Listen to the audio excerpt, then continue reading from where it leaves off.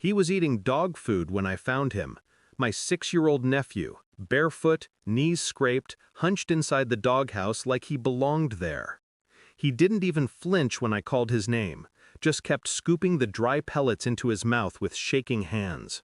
When I crouched down, he whispered through trembling lips, "Mom said I'm not family anymore. She said I belong here."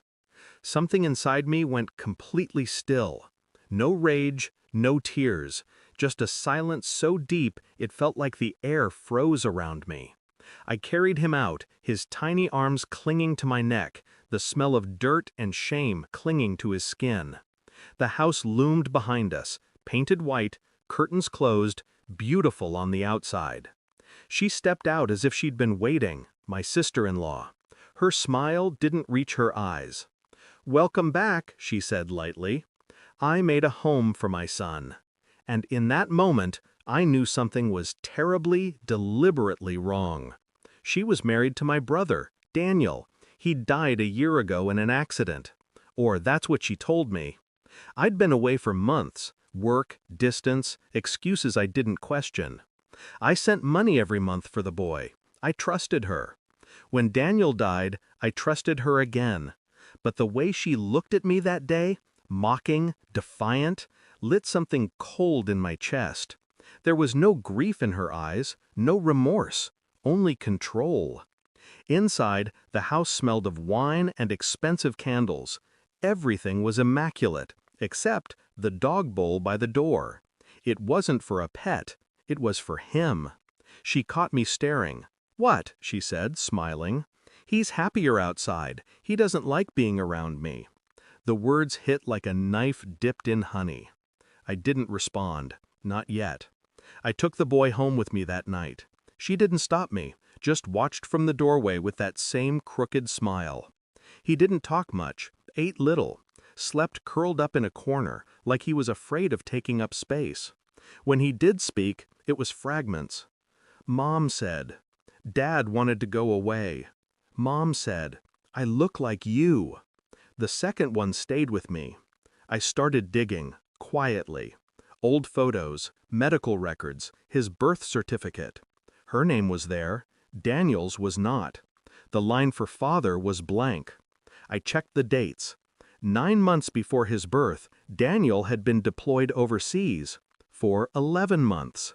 I didn't need to do the math, but I did anyway. It fit perfectly.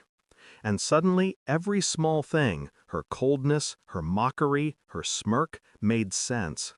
I ordered a DNA test, not for custody, for truth. I swabbed his cheek one night while he slept, his little hand curled around my finger.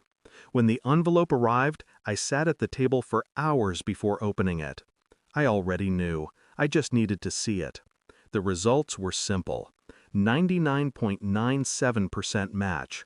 Not as uncle, as father. My brother died believing that boy was his. And she made the child live like an animal to punish him for resembling me. I called her, told her to come over. She arrived with lipstick too red, perfume too sweet.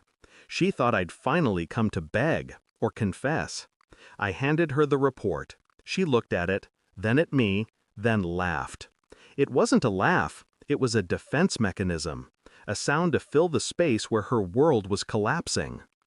"You think you're any better?" she whispered. "You left him. You left us." Maybe she was right, but guilt and manipulation are two different languages, and I no longer spoke hers. I didn't raise my voice, I didn't strike her, I just told her the truth, slowly, like pressing a knife inch by inch. "I'm taking him, permanently. You'll never see him again." She smiled through tears. "You can't. You have no proof I'm unfit." I slid my phone across the table. Video recordings, her voice, her laughter, the boy crying outside. Her smirk cracked. Then she lunged for it, but I was already on my feet, calm, detached. "You said he wasn't family," I said softly. "Now he isn't yours." She screamed then, not from loss, from realization. that everything she'd done to control him had destroyed the last thing she controlled, me.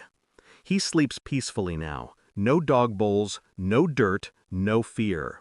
Sometimes he calls me Dad in his sleep. Sometimes he wakes up crying for her. I don't tell him the truth yet. I just hold him until he forgets. She lost custody 2 months later. Substance abuse, neglect, recorded evidence, all sent anonymously. The day the court order came through, I didn't celebrate. I just watched the rain slide down the window, feeling nothing but a quiet, clinical satisfaction.